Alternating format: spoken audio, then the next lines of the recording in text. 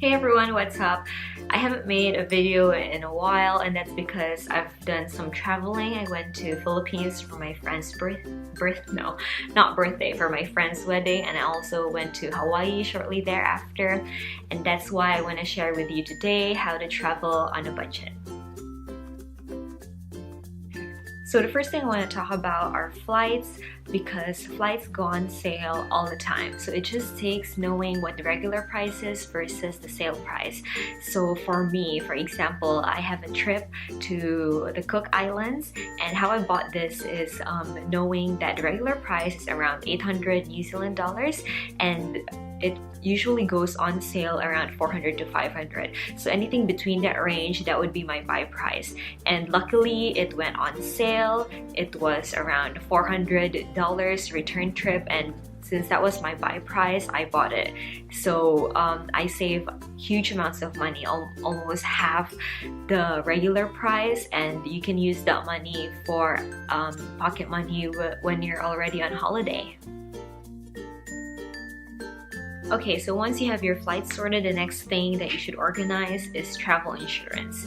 So whether to get travel insurance or not, I always say get it, because people think I'm healthy, there's nothing's gonna happen to me during my short trip, but you never know. Like a food poisoning can easily set you back $300, and that's money that you shouldn't waste.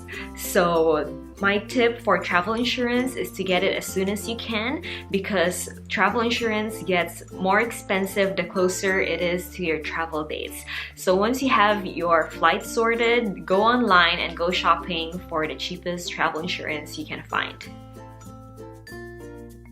So the next thing I want to talk about is accommodation, particularly Airbnb. So if you haven't heard of Airbnb, it's this amazing app, and you can also use the website. I use it all the time for my travels now. So I've used it both as a host and also the guest.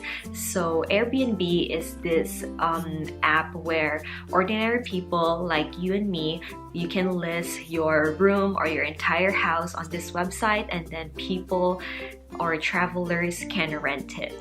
And you save so much money because they're so much cheaper compared to hotels or hostels, and you are very comfortable, and you can choose from so many rooms or so many houses that it's just so convenient and it's so easy to use. So I tell all my friends about it. I've told so many people at work about it, and that's why I'm sharing it with you, because I want everyone to use Airbnb.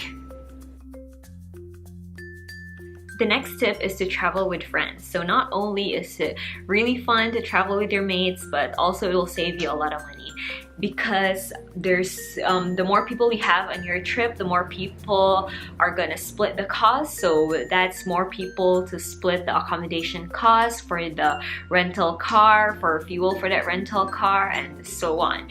And that's one of the reasons why I saved so much money in my recent trip to Hawaii, because there were like 6 to 8 of us splitting the cost.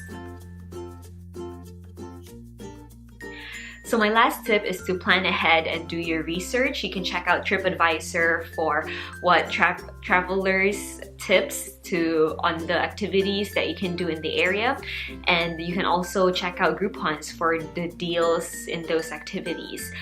So what happened with us was we wanted to do surfing in Hawaii, and most of us were first-time surfers.